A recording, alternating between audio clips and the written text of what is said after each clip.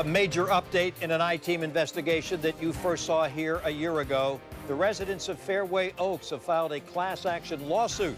The neighborhood was built on a landfill years ago, and now they have filed a suit against the city of Jacksonville and HabiJax.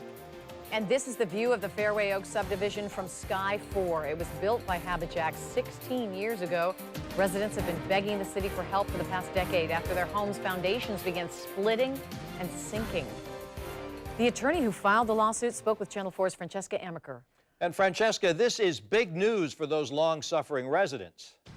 This is huge news, Tom. Recall back, I believe it was a year ago when we first brought you this story right here at Fairway Oaks, where residents were complaining about what they called deplorable conditions, being put on a landfill and causing their homes to not only sink, but to split in half.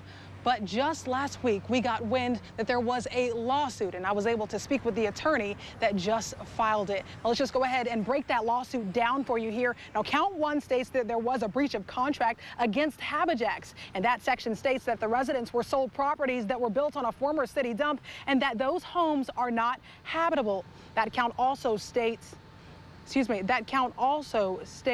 that there was a breach of contract against the city. It states that the city had an obligation to disclose the plaintiffs that the houses being sold to them were on a former city dump. Now, it goes on to say that because the city did not disclose that to the homeowners have experienced damages. They say sometimes you have to be able to call for a stranger's help in the same way as one would call family. And that was the call that the Homeowners Association president made to Jack Krumbein at Krumbein Law, and he tells me this is joint representation alongside the Strems Law Firm.